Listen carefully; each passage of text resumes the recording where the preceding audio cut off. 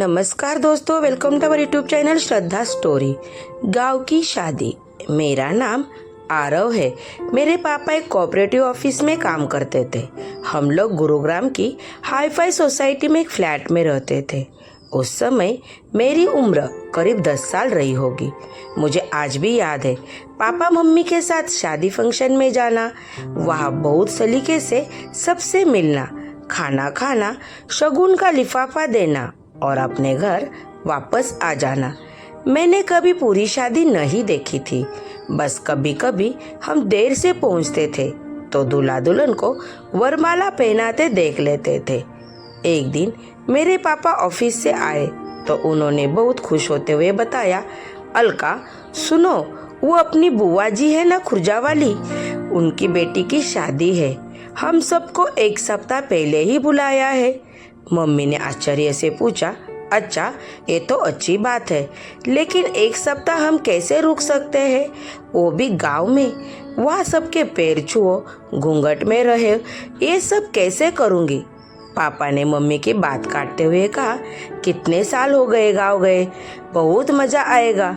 इस रोज की भागदौड़ की जिंदगी से कुछ दिन छुटकारा मिलेगा, साथ ही उन सब रिश्तेदारों से मिल पाएंगे जिन्हें कई सालों से देखा नहीं है। बस कभी कभी फोन पर ही बात हो जाती है। मैंने देखा कि मम्मी को गांव जाने में कोई दिलचस्पी नहीं थी, लेकिन पापा तो मानो गांव ही पहुंच गए। वे बहुत खुश थे। मुझे कुछ समझ नहीं आ रहा था।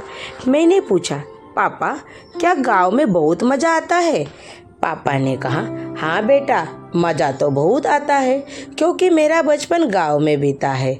शायद शुरू में तुम्हें अच्छा ना लगे, पर जब 2 दिन वहाँ रहोगे तो सब अच्छा लगने लगेगा।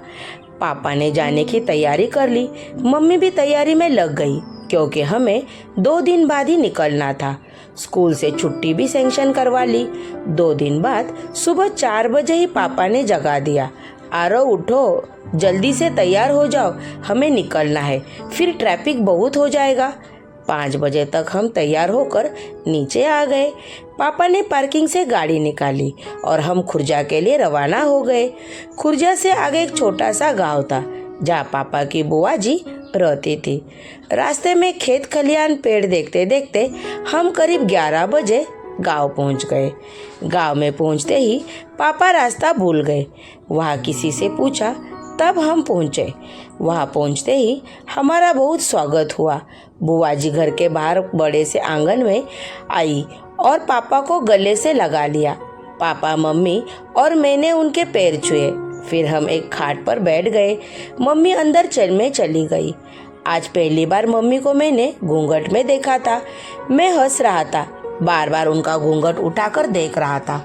मम्मी घूंघट में से ही आंखें निकालकर गुस्सा हो रही थी।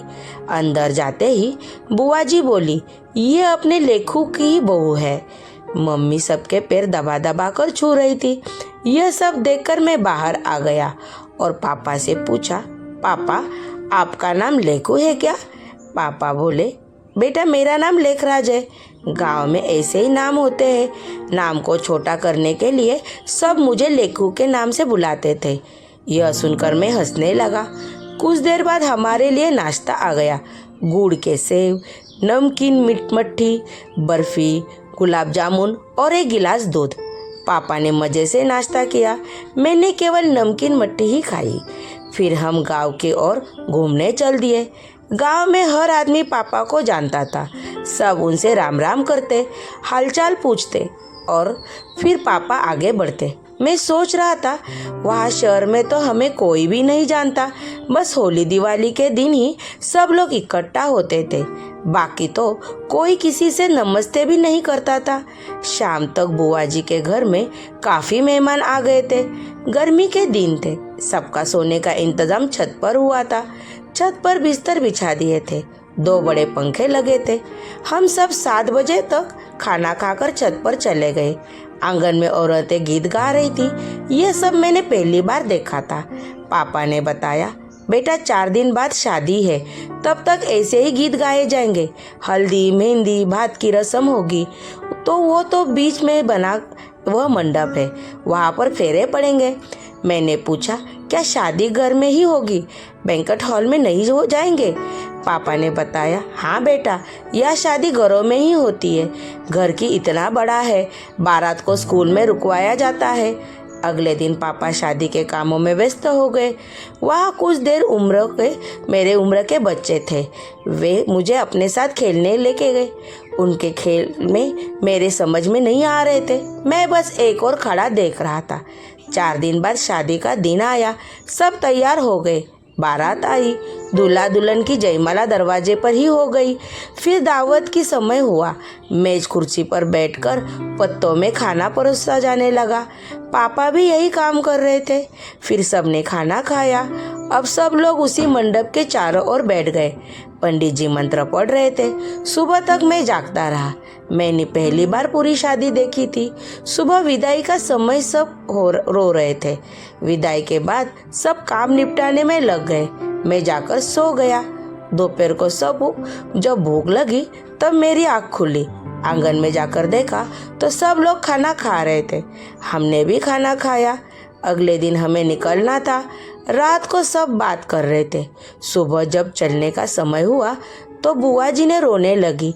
बेटा, कभी कभी आ जाया कर, शादी में तुमसे ठीक से बात भी नहीं कर पाई। पापा उन्हें समझा रहे थे। बुआ जी ने हम बहुत सारी मिठाई और दूसरा सामान गाड़ी में रखवा दिया। मुझे भी कपड़े और पैसे मिले। हम घर की ओर चल दिए।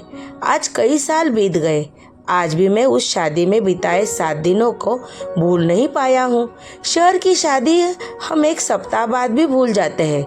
आज भी मेरा मन करता है कि गांव की शादी देखो।